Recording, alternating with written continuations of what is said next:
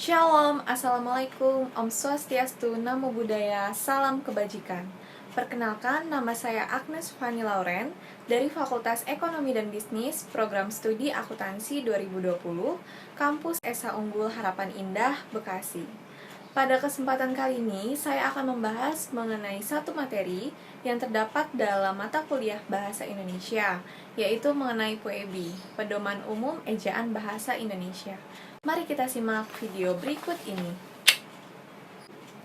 Kemampuan akhir yang diharapkan setelah mempelajari PUEBI ini yaitu setiap kita mampu menuliskan sesuai pedoman umum ejaan bahasa Indonesia dengan baik dan benar.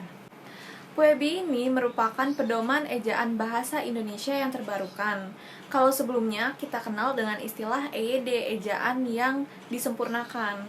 Nah, sekarang jadinya kita menggunakan istilah PUEBI bukan EYD lagi. PUEBI ini disahkan pada tahun 2015 dalam Permendikbud Republik Indonesia nomor 50 tahun 2015. Nah, sebelum lebih masuk ke pembahasan mengenai PUEBI, kita harus mengetahui terlebih dahulu sejarah ejaan-ejaan yang pernah ada dan pernah berlaku di Indonesia. Kira-kira apa saja sih? Ejaan yang pertama yaitu ada ejaan Van Officiën yang diterbitkan pada tahun 1901. Nah, sekedar informasi, pada saat itu bahasa Indonesia masih disebut sebagai bahasa Melayu. Ejaan Van Officiën ini diresmikan dan disusun oleh seorang Belanda yang bernama Charles A. Van Officiën yang dibantu dengan Engku Nawawi gelar Sultan Makmur dan Muhammad Taib Sultan Ibrahim. Ciri khas pada ejaan ini yaitu misalnya huruf Y yang ditulis dengan huruf J. Contohnya pada kata sayang. Nah, pada saat itu kata sayang ini ditulis menjadi sajang. Selain itu juga ada beberapa kata yang di tengah-tengahnya diberikan tanda diakritik atau apostrof. Misalnya pada kata Jumat ditulisnya JUM tanda apostrof AT. Dan yang terakhir, ciri khasnya yaitu pada saat itu sudah menggunakan angka 2 sebagai bentuk pengulangannya. Misalnya kata kura-kura menjadi koera 2. Ejaan yang kedua yaitu ada ejaan Republik atau bisa disebut juga dengan ejaan Suwandi.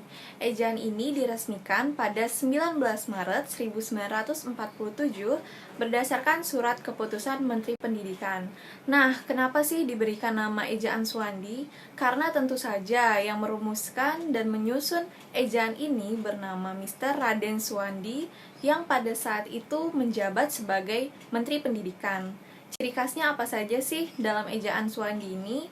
Nah, di ejaan Suwandi ini sudah tidak menggunakan tanda apostrof lagi di tengah-tengah beberapa kata seperti Jumat, sudah tidak menggunakan tanda apostrof sehingga menjadi JUMAT.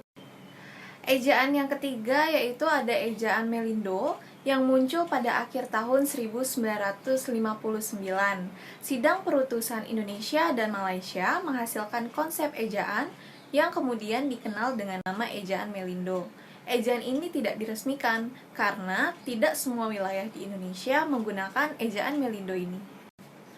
Lalu yang keempat ada ejaan LBK atau Lembaga Bahasa dan Kesusastraan. Ejaan ini juga tidak diresmikan karena pada saat itu banyak sastrawan yang muncul yang ketika bercakap sehari-hari mereka menggunakan bahasa sastra.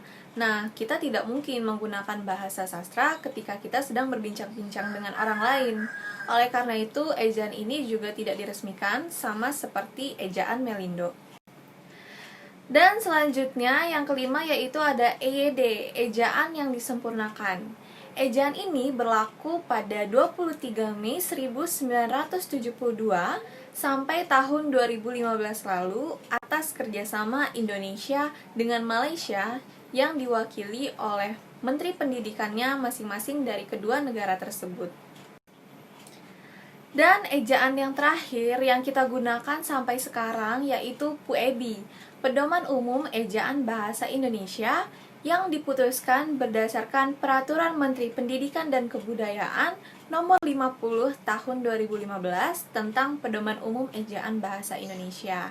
Nah, jadi sekarang kita menggunakan ejaan PUEBI, bukan istilah EYD lagi. Banyak yang berpendapat bahwa latar belakang diresmikannya PUEBI ini adalah karena perkembangan ilmu pengetahuan, teknologi, dan seni yang semakin berkembang, sehingga penggunaan bahasa Indonesia ini pun semakin meluas. Ada 4 topik yang dibahas dan dijabarkan di dalam PUEBI, yaitu mengenai pemakaian huruf, penulisan kata, pemakaian tanda baca, dan penulisan unsur serapan yang masing-masing dijabarkan bisa mengenai kapan mereka ditulis, kapan mereka digunakan, kapan tulisannya harus digabung, kapan tulisannya harus dipisah, dan masih banyak lainnya. Nah, sekarang saya hanya akan mengambil 2 topik pembahasan untuk dibahas lebih lanjut, yaitu mengenai gabungan kata dan kata depan di, ke, dan dari. Yang pertama yaitu mengenai gabungan kata. Penggunaannya ada 5. Yang pertama, ditulis terpisah jika merupakan gabungan kata majemuk atau istilah khusus. Contohnya, orang tua, terima kasih, tanggung jawab, itu penulisannya harus dipisah. Lalu yang kedua penggunaannya yaitu ditulis terpisah meskipun diberikan sebuah imbuhan. Contohnya pada kalimat, para penonton bertepuk tangan atas penampilan Budi di atas panggung tersebut. Pada kata bertepuk tangan itu harus dipisah juga meskipun salah satunya sudah diberikan imbuhan. Kenapa? Karena yang diberikan imbuhan hanya satu kata, yaitu pada kata tepuk menjadi bertepuk, sehingga tulisannya harus dipisah. Penggunaannya yang ketiga yaitu jika imbuhan yang diberikan diletakkan pada kedua kata, maka gabungan kata ditulis secara serangkai. Contohnya, berita itu telah disebarluaskan oleh para warga desa sekitar. Kata disebarluaskan itu harus digabung, karena setiap kedua katanya diberikan imbuhan awalan dan akhiran, yang awalnya sebar luas menjadi disebarluaskan. Penggunaan yang keempat yaitu kata yang sudah padu harus ditulis secara serangkai, contohnya pada kata adikuasa dan olahraga. Dan penggunaan yang terakhir dari gabungan kata yaitu gabungan kata yang berpotensi menimbulkan salah persepsi harus ditulis dengan menggunakan tanda penghubung. Contohnya, ibu bapak kami sedang tidak ada di rumah. Nah, di sini maksudnya ibu bapak kami itu adalah ibu dan bapak kami. Pembahasan yang kedua yaitu mengenai kata depan di, ke, dan dari. Yang pertama yaitu penulisan kata depan di. Penulisannya itu ditulis secara serangkai apabila sebagai imbuhan. Contohnya, dibaca, dinilai, dicuci, dimasak, itu harus digabung. Nah, kapan sih dipisah? Penulisannya dipisah ketika diikuti dengan keterangan nama tempat, orang, waktu, penunjuk waktu, dan lainnya. Contohnya, di sana, di mana, di rumah, itu penulisannya harus dipisah. Lalu ada kata depan ke yang ditulis secara dipisah apabila berfungsi sebagai kata depan penunjuk arah atau tujuan. Contohnya, kemana, ke sana, ke rumah, ke pasar, itu penulisannya harus dipisah. Kapan sih penulisan ke itu digabung?